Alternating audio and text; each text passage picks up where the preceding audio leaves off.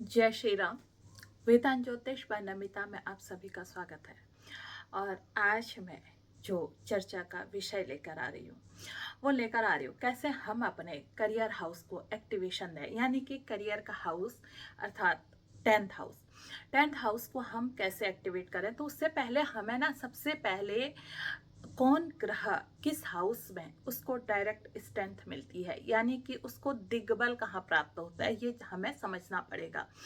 ये समझने के लिए मैं आगे आपको बताती हूँ। उससे पहले अगर आपने अभी तक ये चैनल सब्सक्राइब नहीं किया है तो आप चैनल को सब्सक्राइब कीजिए। ऐसे ही अन्य तरह के वीडियोस देखने के लिए आप हमारे फेसबुक पेज पर भी हमें ज्वाइन कर सकते हैं, नमिता सुयाल। यही हमारे इंस्टाग्राम भी है, वेदांत ज्योतिष बाय नमिता। तो चलिए चलते हैं, हम ग्रहों की डायरेक्ट स्ट्रेंथ बता रहे थे। तो सबसे पहले अगर हम बात करें सूर्य की, सूर्य जो सबसे बली होता है ना, वो किस टाइम पर होता है, इसको समझने के लिए हमें सूर्योदय के टाइम को समझना पड़ेगा।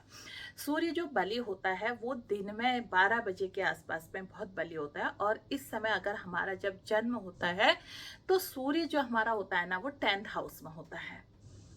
और 10th हाउस में सूर्य की जो राशि बनती है वो स्कॉर्पियो यानी कि वृश्चिक लग्न की जो राशि होती है वो 10th हाउस में वृश्चिक लग्न में पड़ती है। काल पुरुष की कुंडली में ये 5th हाउस में पड़ती है। तो सूर्य जो करियर भाव का स्वामी है वो है आपके वृश्चिक लग्न वालों का। अब आपने क्या करना है, इसमें यह देखना है कि आपका सूर्य बैठा कहाँ पर है। जहां पर भी वो बैठा है वहां से आप 10वां घर गिनिए कहाँ पर पड़ रहा है। माना आपका सूर्य जो है वो सपोज लग्न में बैठा है। अब लग्न से 10वां घर कहाँ पड़ेगा, लग्न से 10वां घर हमारा करियर हाउस पर ही होगा। तो आपके 10वें घर में राशि सूर्य की पड़ी है, तो आपने क्या करना है, अपने करियर पर पूरी तरह फोकस करके काम करना है। यानी कि आप जितना अपने काम के प्रति जागरूक रहेंगे, चीजों के प्रति जागरूक रहेंगे, आपको उतनी ही सफलता मिलेगी। इस घर को आपने एक्टिवेट करना है, अपने 10th हाउस को। ऐसे ही माना किसी का सूर्य छठे घर में बैठा है, छठे घर से 10वां घर कहाँ पर आता है, छठे घर से 10वां घर जो है वो कहाँ पर आएगा, 12 में हो गया आपका 7वां और लग्न हो गया 8वां, 2nd हाउस 9वां, 3rd हाउस। यानी कि आपने अपने 3rd हाउस को एक्टिवेट करना है। अब समझ गए होंगे ना, जहां पर भी आपका सूर्य बैठा है उससे 10 घर आगे गिनिए, उस हाउस को आपने एक्टिवेट कर देना है। अब अगर हम इसके अलावा बात करते हैं, मैं मेष राशि से आपको बताती हूँ। सबसे पहले अगर हम मेष लग्न की बात करें, मेष लग्न में करियर हाउस का स्वामी कौन बनता है, मेष लग्न में करियर हाउस का स्वामी बनता है शनि। शनि जब करियर हाउस का स्वामी बनता है तो अपने सबसे पहले अपने शनि को चेक करना है। सेम जो चीजें हमने आपको अभी वृश्चिक लग्न यानी कि सूर्य के लिए बताई, वही चीजें इसमें भी होंगी। यहाँ पर जो मेष लग्न में 10th भाव आया वो मकर राशि आई। अब आप क्या करें, मकर राशि यानी कि आपके मकर राशि तो वहीं पर पड़ी, 10 नंबर आपका उसी जगह पर पड़ेगा, करियर भाव पर ही। लेकिन आपने अपने शनि को देखना है। शनि को जो बल प्राप्त होता है ना, शनि कहाँ बली होता है, शनि चौथे भाव में बली होता है। और साथ में ये 7वें भाव पे भी बली होते हैं। चौथे भाव में इनको डायरेक्ट स्ट्रेंथ मिलती है और अपने हाउस पे तो मिलती ही मिलती है, लेकिन जो इनको सबसे ज्यादा बल प्राप्त होता है वो 7th भाव पर होता है। अब जब इनको उस जगह पर से आपने क्या करना है, आपका शनि जहां पर भी बैठे हैं वहां से 10 घर आगे गिनिए और उस हाउस से संबंधित चीजों की कीजिए। माना आपके शनि 7th भाव पर बैठे हैं तो 7th भाव से 10 घर आगे कहाँ आया, आपका लग्न से लग्न 7 घर हो गया, 2nd हाउस 8, 3rd हाउस 9 और 4th हाउस 10। तो यानी कि आपने अपने 4th हाउस को एक्टिवेट करना है। जो ही आप अपने 4th हाउस को एक्टिवेट करेंगे, 4th हाउस से जुड़ी संबंधित चीजों पर आप काम करेंगे तो आपको करियर में ग्रोथ मिलने लगेगी। अब हम वृषभ लग्न की बात करें तो वृषभ लग्न में जो 10th हाउस के स्वामी होते हैं कौन होंगे, उसमें भी शनि ही हमारे कर्म भाव के स्वामी होंगे। 2 नंबर की ये कुंडली शुरू होगी और आपके 2 के बाद जो 8 नंबर आपके 7th भाव पर आएगा, 9 नंबर आपके अष्टम भाव पर आएगा, 10 नंबर आपका शनि आपका यहाँ पर भाग्येश भी है और शनि आपके यहाँ पर कर्मेश भी है।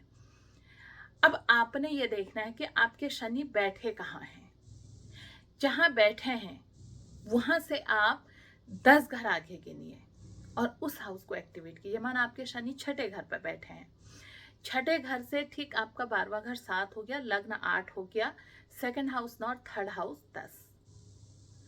छठे घर से जो 10वां घर पड़ेगा वो थर्ड हाउस पड़ेगा, 7वें घर से जो 10th हाउस पड़ेगा वो फोर्थ हाउस पड़ेगा, 8वें घर से जो 10th हाउस पड़ेगा वो पड़ेगा आपका 8 से सेकंड हाउस में 7 हो गया, थर्ड हाउस 8 हो गया, यानी कि फिफ्थ हाउस। तो आपने अपने फिफ्थ हाउस की चीजों को एक्टिवेट करना है। अब हम अगर कर्क लग्न की बात करें, नहीं सॉरी, मिथुन लग्न की बात करें, मिथुन लग्न में हमें जो डायरेक्ट स्ट्रेंथ मिलती है, वहां पर जो हमारे 10वें भाव के स्वामी होते हैं वो कौन होते हैं? वो गुरु होते हैं। और गुरु और किस में होते हैं?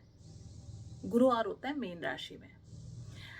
अब अगर हम ऐसे ही आगे को जाकर देखें, जैसे मिथुन के 10वें भाव के स्वामी हमने देखा, तो हमने क्या करा, जहां भी इनके जुपिटर बैठे हैं, जुपिटर से 10 घर आगे, गुरु 10वें भाव में कैसे आगे, 3 नंबर की कुंडली शुरू होगी। 3 के बाद अगर आप गिनती करते हैं, 3 4 5 6 7 8 9 10 11 12, तो वहां पर मीन राशि बनती है। तो जब मीन राशि के स्वामी कौन हुए? गुरु हुए। और गुरु आपको जो, अब आपने जुपिटर देखना है कहाँ बैठे हैं। सपोज आपके जुपिटर 9th हाउस में बैठे हैं, तो 9th हाउस का जुपिटर इनके 10th जो घर बनेगा वो छठा घर बनेगा। तो आपने छठे घर से संबंधित चीजों पर वर्क करना है। आज मैंने आपको 3 घरों का बताया है, और कल को मैं आपको फिर अन्य 3 घरों का बताऊंगी कि कैसे हमारे इन घरों को हम, अब आप कहोगे कि छठे घर से संबंधित, छठे घर से संबंधित जो आपकी चीजें बनेंगी, डे टू डे रूटीन का बनेगा। आप डे टू डे अपने रूटीन को ठीक कीजिए। हो सकता है कि आपका अगर लग्न ठीक है तो आप यहाँ पर कर्ज लेकर भी काम कर सकते हैं। बहुत सारी चीजें ऐसी हैं जिनको आप यहाँ पर रह के, अगर आप केवल अपना रूटीन ही ठीक कर लें, यहाँ पर को मात्र रूटीन, एक पूरे 24 घंटे में से एक चीज ऐसी डाल दीजिए जिससे आपके रूटीन में वो हमेशा आ जाए, तो इससे आप चीजों को एक्टिवेट कर सकते हैं, 10th हाउस को एक्टिवेट कर सकते हैं। करके देखिए, आप जहां पर भी जो आपका 10th लॉर्ड बन रहा है ना, उससे 10वां घर गिनिए, और उससे 10वां घर गिनने पर भी जो भी हाउस पड़ता है उस हाउस से संबंधित चीजों को आप ठीक कर लीजिए, और फिर देखिए कि आपकी चीजें कैसे बिल्कुल स्मूथली आपकी चीजें ठीक होने लग जाती हैं, आपके करियर में ग्रोथ बढ़ने लग जाती है। वर्गों की हम बात करें, वर्गों में 10th हाउस का स्वामी कौन है? मरकरी है। मरकरी को डायरेक्ट स्ट्रेंथ फर्स्ट हाउस में मिलती है। तो आपने क्या करना है, अपने स्वयं पर काम कीजिए, फर्स्ट हाउस पर काम कीजिए। फर्स्ट हाउस कौन है? आप स्वयं हैं। जब तक आप अपने स्वयं पर काम करेंगे तो आपको बहुत सारी चीजें प्राप्त होने लग जाएंगी। करके देखिएगा, और फिर मैं बहुत जल्दी आप लोगों के लिए एक नई जानकारी इसी से संबंधित बहुत सारी ऐसी चीजें लाऊंगी। अभी मैंने बहुत सारे ग्रहों को डायरेक्ट स्ट्रेंथ नहीं बताई, वो भी मैं आपको बताऊंगी। आधे की मैंने आज बता दी है, आधा मैं कल आप लोगों को नेक्स्ट वीडियोस में बता दूंगी। अभी तक आपने ये चैनल सब्सक्राइब नहीं किया है तो आप चैनल को सब्सक्राइब कीजिए। इससे जुड़ी जानकारियाँ आपको अच्छी लगती हैं तो आप अन्य लोगों को भी शेयर कीजिए। ज्योतिषी चर्चा में इस तरह के मेरे सारे वीडियोस आप देख सकते हैं, और उनसे अपने ग्रहों को हम कैसे एक्टिवेट करें, क्योंकि सबसे जो मेन चीज़ है ना, अपने ग्रहों को एक्टिवेट करना है। आप अपने ग्रहों को एक्टिवेट करना इससे सीख सकते हैं। फिर मिलती हूँ मैं एक नई जानकारी के साथ, तब तक के लिए जय श्री राम, नमस्कार।